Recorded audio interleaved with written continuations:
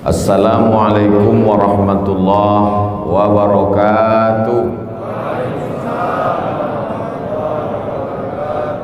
Alhamdulillah, wassalatu wassalamu ala Rasulillah Sayyidina wa maulana Muhammad ibni Abdillah wa ala alihi wa sahbihi wa man tabi'ahu wa mawala. Tentu video ini nanti akan diupload di YouTube. Foto-foto ini juga akan di-share, dan di belakang saya ini ada tulisan besar Subuh Madani. Anak-anak nanti akan bertanya kepada ayah dan ibunya, apa arti tulisan yang ada di belakang Ustadz Abdul Somad itu, Mak? Madani. Karena ibu dan ayah tidak mau dianggap bodoh oleh anak-anaknya, maka dia akan menjawab spontan saja. Mungkin ada kepala dinas tuh yang namanya Muhammad Dani, jadi dibuat orang tuh namanya Subuh Madani. Madani diambil dari Al-Madinah Al-Munawwarah. Jadi Subuh Madani, sholat subuhnya seperti sholat subuh di Al-Madinah Al-Munawwarah. Kalau orang Makkah, Makki. Kalau orang Mesir, Misri. Kalau orang Irak, Iraqi. Kalau orang Madinah, Madani. Kalau orang Minangkabau, Al-Minkabawi. Meninggal tahun 1916, Syekh Ahmad Khatib Al-Minkabawi. Saya melihat pertama kali itu di perpustakaan Al-Azhar, Mesir. Saya buka buku, tengok alif lam mim nun kaf ba alif waw ya, panjang betul. Gimana cara membacanya? Al-Minkabawi. Punya dake rumah awak. Ianya itu di ujung namanya ya nisbah, dinisbatkan kepada Al-Madinah Al-Munawwarah. Bagaimana sholat subuh di Madinah itu? Pertama, sholat subuhnya dipimpin oleh Rasulullah sallallahu alaihi wasallam. Nabi baru menitahkan sholat subuh itu kepada Abu Bakar Siddiq ketika beliau sakit mau meninggal dunia. Dan kita tahu bahwa ketika berkumpul satu provinsi Sumatera Barat, yang paling layak menjadi imam adalah pemimpinnya. Sebenarnya yang paling layak jadi imam subuh ini adalah Buya Mahyeldi Ansarullah SP Datuk Marajo. Dan beliau biasa jadi imam.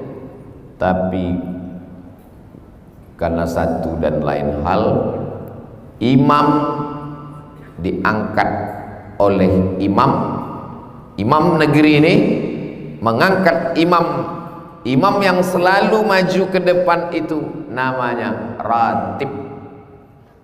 Zikir yang selalu dibaca namanya ratib. Zikir yang selalu dibaca subuh, dibaca zuhur, dibaca asar, namanya ratib.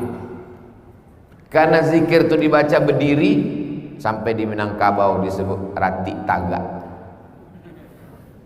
Sebetulnya ujungnya ratib, karena sering. Makanya gaji bahasa Arabnya ratib. Sholat sunat yang selalu dibuat subuh, zuhur, asar, maghrib, isya, maka disebut sholat sunat rawatib. Itu tadi ratib, maka jadi rawatib jamaknya. Masjid, masajid. Ratib, rawatib. Orang Minangkabau tidak mau dapat pahala satu, dia mau jamak. Kama apa ini? Mas haji. Sebab kalau masjid kalau mas haji jamak. Jadi pahala yang paling banyak pahala orang Minangkabau. Karena selalu ditulis malaikat mas haji, mas haji, mas haji. Imam ratib diangkat. Walaupun datang ulama ke masjid raya provinsi Sumatera Barat ini pakai jubah 3 lapis, pakai sorban besar, kalau imam ratib tidak mempersilakan, maka tak boleh dia maju. Bukan asal sembarang maju. Saya jadwal di Masjid Agung An-Nur Pekanbaru Riau tausiah hari Rabu siang. Tiba-tiba maju imam dari Palestina. Ketika itu sedang acara seminar imam-imam dunia. Maju imam dari Palestina. Padahal ada imam ratib di situ. Saya tanya imam ratib, kenapa tak maju? Nyo Arab ya. Mana melihat imam dari Palestina bersorban, berjubah, maju imam Palestina. Masalah. Setelah selesai sholat masalah. Kenapa? Imam Palestina itu sholat zuhur 2 rakaat. Assalamualaikum warahmatullahi. Jamaah di Masjid Agung An-Nur pun kacau balau. Yang sebagian ikut 2 rakaat, yang sebagian bingung apa sembahyang lu. Setelah selesai sholat, mereka bertanya ke saya tulis langsung, saya kirim ke Riau Pos. Jadilah tulisan, saya buat sholat mukim dan musafir. Mestinya imam yang mukim itulah maju. Karena kalau yang musafir maju, tak semua makmumnya paham. Makanya tadi Pak Buya, Pak Gubernur menjelaskan bahwa subuh Jumat itu ada namanya surat Alif Lam Mim Tanzil As-Sajadah. Ada di situ ayat yang kita bersujud tilawah supaya jangan sampai nanti jadi isu bahwa gubernur yang baru membuat sholat subuh 3 rakaat. Penting, karena banyak sekarang orang tak suka, dia munculkan fitnah macam-macam. Dan memang itu kerja setan, tak usah kita ganggu. Itu memang SOS, standar operasional setan. Kita hanya perlu menjelaskan saja. Manhajuna manhajul bayan. Kita hanya menjelaskan saja. Jadi yang saya sampaikan ini semuanya bayan, penjelasan. Semua mesti saya jelaskan detail dari mulai baleho besar. Subuh madani sudah jelas. Tentu baleho ini dilihat orang semua utuh. Itu kenapa ada gambar itu calon pilkada? Tidak, sudah jadi. Nah, nanti bisa jadi fitnah. Tidak boleh kampanye di masjid. Itu beda gubernur Sumatera Barat dengan gubernur yang lain. Gubernur Sumatera Barat sebelum pilkada kami jaga jarak jauh. Setelah jadi baru mendekat. Tempat lain tak begitu. Sebelum jadi dikajak-kajaknya. Sesudah jadi la salam wala kalam. Di bumi Minangkabau tak begitu. Sebelum jadi macam tak kenal. Sesudah jadi baru diundang. Ini pun perlu dijelaskan bahwa pengajian subuh ini sesudah pilkada atau sebelum? Tuh, mesti masuk suara itu ke video. Kalau tidak nanti jadi fitnah. Padahal yang menjadi penguasa di bumi Minangkabau ini yang 2 orang, Buya Maheldi dan Pak Audi Joinaldi, gubernur dan wakil gubernur Sumatera Barat. Tapi gambar yang paling besar gambar Abu Sayyaf. Ini simbol-simbol ini mesti dijelaskan. Mengapa ini perlu saya jelaskan? Supaya yang membuat baleho kok indah kanai merah.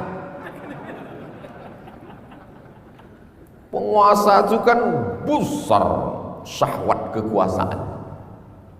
Ngapa tak putu ampunan gadang daripada Abdul Somad? Penguasa besar bukan karena balehonya, dia besar karena program-programnya menolong agama Allah Subhanahu wa taala. Wa idh qala Isa ibn Maryam lil hawariyin, ingatlah ketika Nabi Isa bertanya kepada sahabat-sahabat murid-muridnya hawariyin, man ansari ilallah, hai hawariyun, siapa yang menolong aku menegakkan agama Allah? Qalal hawariyun, hawariyun menjawab, nahnu ansarullah, kami yang akan menolong agama Allah. Orang yang menolong agama Allah itu namanya ansarullah. Nah, itulah mahyil bi ansarullah. Kok penting kok 5 tahun ke depan dakik-dakik pilkada. Apa ini dimuliakan Allah Subhanahu wa taala. Jadi ciri Madinah yang pertama adalah sholat subuhnya berjamaah. Sekarang kalau ada pemimpin yang mengajak sholat subuh berjamaah, zuhur berjamaah, asar berjamaah, bermasalah. Padahal tidak masalah, tapi dipermasalahkan. Sudah terjadi itu. Ada satu wali kota, bupati di Sumatera Barat mengajak sholat berjamaah, diributkan. Bagi saya itu bagus, iklan gratis itu, supaya diikuti oleh bupati dan wali kota yang lain. Adapun orang yang menyerang, mengecam, buzzer, mengecam di medsos melalui haters, jangan takut Pak Bupati, Pak Wali Kota, Pak Gubernur, jangan cemas. Memang itu sudah kerja setan dan iblis. Jangan takut. Kenapa takut? Mau masuk WC kan itu doanya, Allahumma inni a'udzubika minal khubusi wal khaba'ith. Nah, banyak-banyak baca itu. Jalan terus, laksanakan terus. Betul? Kalau takut kita sama caci maki orang, tak usah jadi pejabat. Jadi pohon yang tinggi, anginnya kencang. Jadi rumput di tengah laman akan diinjak-injak orang. Kecuali rumput kantor gubernur. Karena ada tulisan kadang, jangan menginjak rumput. Ada Satpol PP ke sini. Itu memang sudah resiko. Karena setiap pemimpin akan ditanya tentang ibadah rakyatnya. Setiap RT akan ditanya tentang ibadah masyarakat di lingkungannya. Setiap kades akan ditanya tentang ibadah masyarakat yang ada di desanya. Setiap bupati akan ditanya tentang ibadah yang ada di kabupatennya. Setiap wali kota akan ditanya tentang ibadah orang yang ada di kotanya. Lah, cukup sampai itu. Gubernur ada orangnya. Suananya jadwal kau ndak ada. Jadwal ambo cuma bedah buku malam tadi di Baitur Rahmah. Ambo ditanya, besok subuh bisa awak pengajian? Pengajian apa? Pengajian di Masjid Raya. Ndak. Ambo memang menghindari keramaian begini. Sebab keramaian kau bisa jadi masalah. Bisa dipidana, bisa masuk penjara. Tapi iko launching bu ya, launching apa? Launching program sholat subuh berjamaah, mantap, mainkan. Sebab iko akan menjadi syiar bagi bupati, gubernur, wali kota, desa, RT, RW. Ambo insya Allah akan mendapatkan amal jariah. Macam-macam tak setuju jamaah.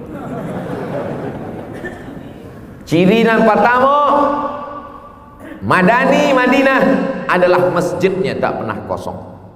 Assalamualaikum warahmatullahi. Assalamualaikum warahmatullahi. Nabi pun mencaliak ke belakang. Asyahidun fulan, asyahidun fulan, asyahidun fulan. di masjid fulan, di masjid fulan, di masjid fulan. Mangga tidak datang salat berjamaah. La yantahiyanna, mereka yang tidak datang salat berjamaah berhenti, jangan ulang lagi. La uharriqanna alaihim buyutahum, ku bakar rumah mereka, kata Nabi. Walaupun Nabi tak pernah membakar rumah jamaah, tapi itu tahdid, ancaman, tarhib, ancaman. Itulah dalil mazhab Hambali, salat berjamaah itu hukumnya wajib. Maka diutuslah Baladiyah di Makkah, Madinah. Kalau sudah terdengar suara Allahu Akbar, Allahu Akbar, maka datang tutup toko. Kalau tertangkap gundul. Baladiyah, Baladiyah, Baladiyah. Baladiyah itu Satpol PP. Salahkah pemimpin yang mewajibkan sholat berjamaah? Tidak, karena dia masih ikut ahlus sunnah wal jamaah. Imam Abu Hanifah Hanafi, Imam Malik bin Anas Maliki, Imam Muhammad bin Idris Syafi'i, Imam Ahmad bin Hanbal Hambali. Mazhab Hambali mewajibkan sholat berjamaah. Maka orang yang mewajibkan sholat berjamaah masih masuk dalam golongan ahlus sunnah wal jamaah, kecuali dia ikut mazhab Syiah, kecuali dia ikut mazhab Murji'ah, kecuali dia ikut mazhab Khawarij, kecuali dia ikut mazhab Mu'tazilah, kecuali dia ikut mazhab Qadariyah, kecuali dia ikut mazhab Jabariyah, keluar dari ahlus sunnah. Tapi selama masih Hanafiyah, Malikiyah, Syafi'iyah, Hanabilah, maka masih ahlus sunnah wal. Kecuali ada bupati, wali kota, gubernur di Indonesia ini mewajibkan sholat berjamaah. Semua wajib sholat berjamaah di masjid. Katolik, Protestan, Konghucu, Hindu, Buddha. Itu baru tak betul. Itu tidak sesuai dengan konstitusional. Kita tak wajibkan saudara-saudara kita sebangsa setanah air. Wala ana abidum ma'abattum wala antum abiduna ma'abud lakum dinukum. Jadi yang bukan agama Islam jangan latah mengomentari ini. Saya tahu setelah pengajian ini 2-3 hari keluar nanti komentar-komentar. Semua mengomentari. Memang susah kalau penceramahnya terkenal. Ada orang-orang yang belum dapat jabatan jadi komisaris BUMN. Ada yang belum dapat jabatan, belum dapat kue bolu-bolu. Jadi bagaimana cara cari mukanya? Serang Abdul Somad. Naikkan di medsos biar dapat perhatian. Alun juga dapat sampai gini. Maka saya minta kepada yang punya kekuasaan di negeri ini, yang sudah capek menyerang saya itu, kasihlah dia jabatan biar saya pula yang capek menengok dia. Kasihlah komisaris apo lah nundapek lah, pesawat alah, kereta api alah, tak apolah. Komisaris di tengah lawi alah taknya. Itu poin yang pertama, bahwa Subuh Madani cirinya seperti kota Al-Madinah Al-Munawwarah. Yang kedua, Madinah itu cirinya bagaimana? Nabi SAW membuat satu pasar.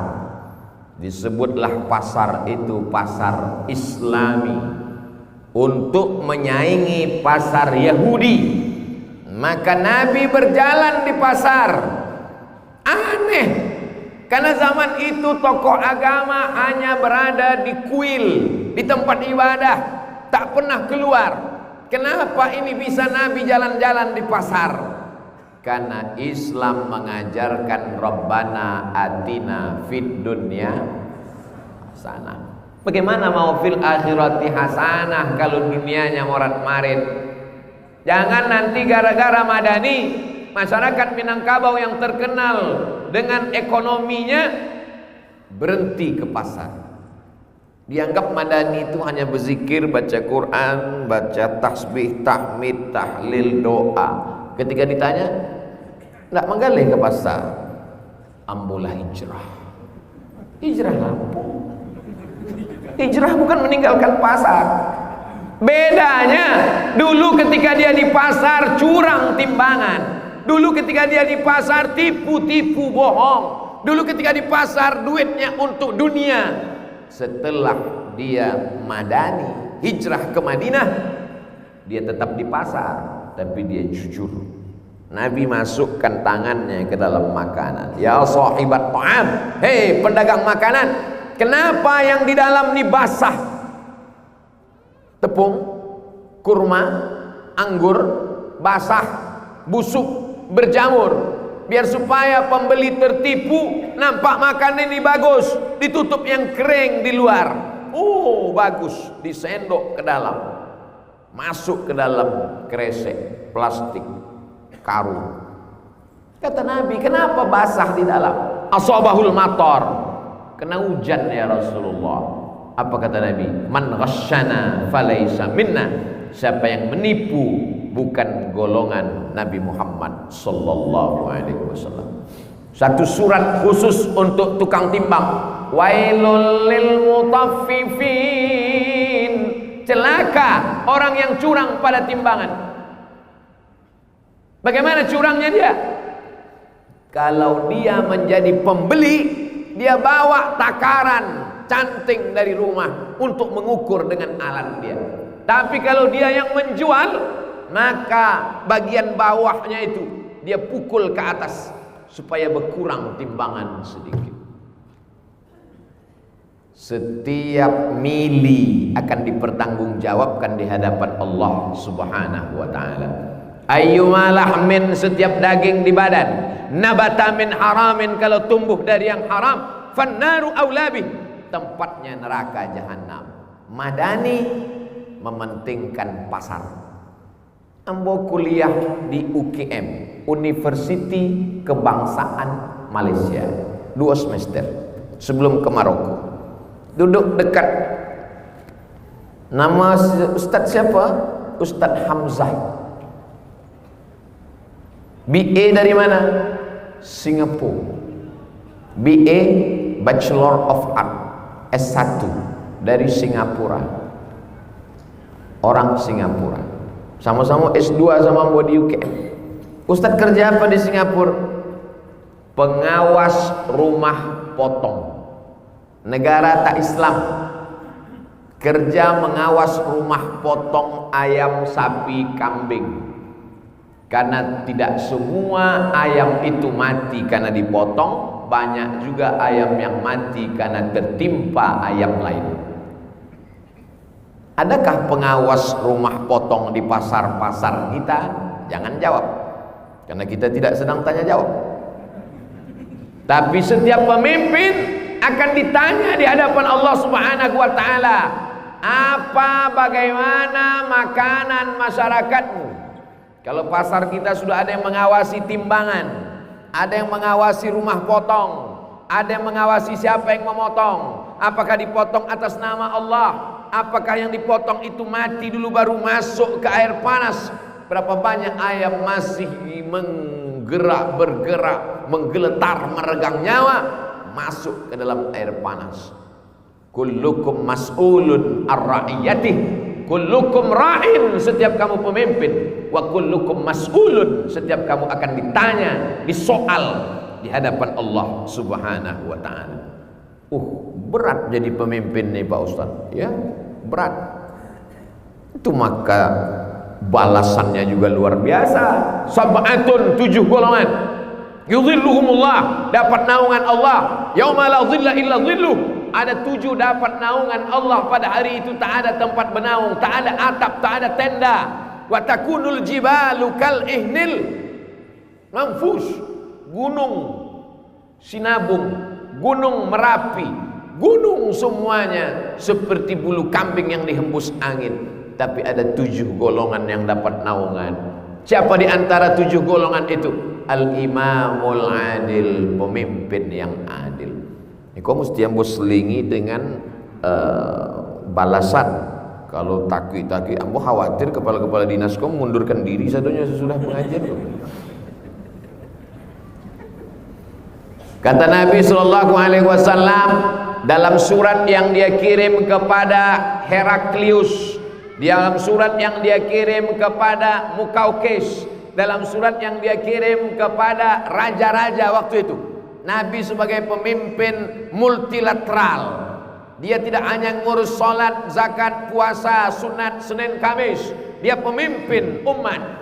Dia kirim surat ke Raja Mesir, dia kirim surat ke Raja Kisra Persia, dia kirim surat ke Raja Heraklius Romawi. Aslim taslam, masuk Islamlah kalian, maka kalian akan selamat dari api neraka jahanam. Aslim, masuk Islamlah, wa illa fa'alaika dzambul arisiyin. Kalau kau tak masuk Islam, semua dosa orang Eropa kau yang akan menanggung.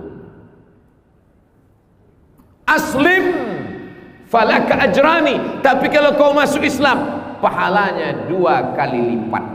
Itu beda solat Abdul Somad dengan solat Buya Mahyildi. Abdul Somad kalau solat, ya pahalanya cie, ya surang. Tapi Buya Mahyildi kalau nyo solat, pahala inyo dapat 5,5 juta penduduk Sumatera Barat. Iko Pak, kalau mau sampai kan iko pilkada 5 tahun lagi makin banyak saingan Pak. Sadonya ingin jadi gubernur. 5,5 juta pahalanya dapat. Tapi kalau masyarakatnya tidak sembahyang, 5,5 juga. Itulah maka dibuat subuh madani di masjid masing-masing. Pak Kadis tinggalnya punya masjid. Kan susah ngontrolnya Bu ya. Apa lo susah? Gini kan ada handphone. Pak Kadis sedang di mana? Di masjid Pak. Kok nampaknya sedang di rumah kok. Maka caronan muda letakkan handphone tuh di masjid. Apa yang dimuliakan Allah Subhanahu wa taala. Jadi sebenarnya menjadi pemimpin dalam Islam itu adalah keutamaan. Makanya kata Imam Ahmad bin Hanbal, Imam Hambali meninggal tahun 241 Hijrah di Baghdad, Irak. Seandainya doamu makbul, dan doa itu hanya cuma satu, makbul doamu, tapi doamu itu makbul cuma satu saja. Biasanya doa makbul itu 3 Bu ya. Itu doa jin dalam ceret. Permintaanmu 3, yaitu jin. Doa engkau makbul, dan doa itu cuma satu. Apa yang kau minta? Jangan minta istri solihah, karena kau dapat istri solihah, yang dapat menikmatinya cuma kau saja. Tapi mintakanlah pemimpin yang adil, karena kalau kau dapat pemimpin yang adil, satu negeri akan mendapatkan nikmatnya. Kalau dia buat program sholat subuh berjamaah, maka yang lain menjadi ikut. Kalau sudah penguasa ikut sholat, menggalakkan, mengajak, memakmurkan, memotivasi sampai ke bawah. Itu kata sosiolog muslim namanya Abdurrahman Ibnu Khaldun dari Tunisia. Ar-ra'iyah, rakyat ala dini mulukihim, mengikut agama penguasanya. Rakyat mengikut agama penguasanya. Kalau penguasanya hobi sholat berjamaah, rakyat ikut. Kalau penguasanya hobi dengan pengajian, rakyat ikut. Kalau penguasanya hobi dangdut TikTok, rakyat pun ikut.